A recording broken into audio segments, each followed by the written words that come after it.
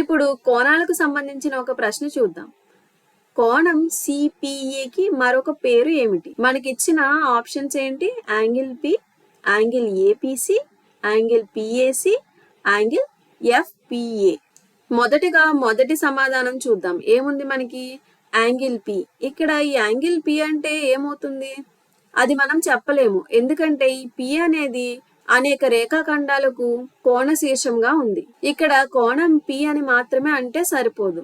ఎందుకంటే మనం ముందుగా అనుకున్నట్టు ఇక్కడ యాంగిల్ పి అనేది ఈ విధంగా రేఖాఖండాలు ఏకి ఎఫ్కి మధ్యలోనైనా ఏర్పడవచ్చు, లేదా రేఖాఖండాలు పిఏ మరియు పిడికి మధ్యనైనా ఏర్పడవచ్చు, లేదా పిఏ మరియు పిబిల మధ్య కూడా ఏర్పడవచ్చు. ఈ విధంగా యాంగిల్ పి అనేది వివిధ రేఖాఖండాల మధ్యన ఏర్పడవచ్చు. కాబట్టి యాంగిల్ పి అనే సమాధానం మనకి సరైనది కాదు, మరియు ఇది యాంగిల్ సిపిఏకి అస్సలు సమానంగా లేదు. సరే, ఇప్పుడు మనకి ఈ సిపిఏ బిందువులు ఎక్కడున్నాయి మరియు వాటి మధ్య ఈ కోణం ఎక్కడ ఏర్పడిందో చూద్దాం. సిపిఏ మధ్య ఏర్పడిన కోణం ఎక్కడుంది? ఈ విధంగా వచ్చింది. ఇదేంటి? మనకి యాంగిల్ సిపిఏ. ఇప్పుడు మనం దీనికి ఏం చేయాలి? మరొక పేరు రాయాలి. అంటే ఈ మూడు బిందువుల మధ్య ఏర్పడే కోణాన్ని రాయాలి, మరియు కోణ శీర్షం పి అనేది మనకి మధ్యలో ఉండాలి. కాబట్టి ఏమవుతుంది? దీన్ని ఎలా రాసుకోవచ్చు? ఇక్కడ కోణ శీర్షం ఏమనుకున్నాము? పి. కాబట్టి దీన్ని మనం ఏ విధంగా రాయవచ్చు? కాబట్టి దీన్ని మనం ఇంకో రకంగా ఎలా రాయవచ్చు?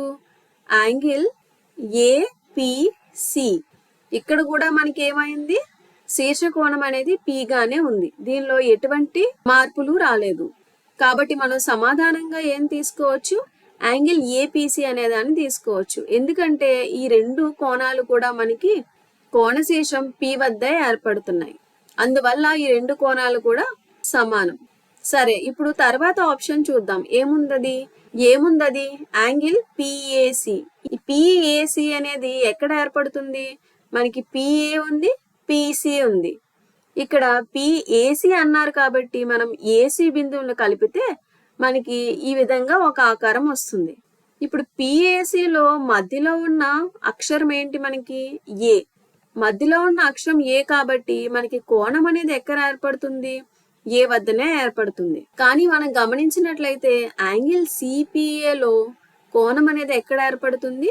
పి వద్ద ఏర్పడుతుంది. కాబట్టి ఈ సమాధానం కూడా సరైంది కాదు. ఇప్పుడు చివరి సమాధానం చూద్దాం. ఏముందది? యాంగిల్ ఎఫ్పిఏ అని ఉంది. ఇక్కడ మనకి ఎఫ్పి అనే రేఖాఖండం ఉంది, అలాగే ఏపి అనే రేఖాఖండం ఉంది, మరియు ఇక్కడ మనకి పి అనే శీర్షకోణం కూడా ఉంది. కాబట్టి కోణం అనేది ఎలా ఏర్పడుతుంది? ఎఫ్పిఏ అంటే ఇక్కడ ఏర్పడుతుంది. కానీ మనకి యాంగిల్ సిపిఏ అంటే ఎక్కడ ఏర్పడింది? కిందన ఏబి రేఖాఖండంకి దిగువన ఏర్పడింది. కాబట్టి ఎఫ్పి అనేది కూడా మనకి సమాధానం కాదు. అందువల్ల మనకి చివరిగా సమాధానం ఏమొచ్చింది? యాంగిల్ ఏపిసి అనేది సమాధానం. కాబట్టి angle CPA is equals to angle APC. ఈ రెండింటికి కూడా మనకి కోణం అనేది ఎక్కడ ఏర్పడుతుంది? కోణశీర్షం పి వద్దన మాత్రమే ఏర్పడుతుంది. కాబట్టి యాంగిల్ సిపిఏకి మరొక పేరేంటి? Angle APC. దీని ద్వారా మనం ఏం తెలుసుకోవచ్చు? రెండు రేఖలు లేదా రేఖాఖండాల మధ్య ఏర్పడే కోణాలను సూచించేటప్పుడు మనం ఏ దిశలోనైనా తీసుకోవచ్చు, కానీ అక్కడ కోణ శీర్షం మాత్రం ఒకటే అయ్యేలాగా ఉండాలి.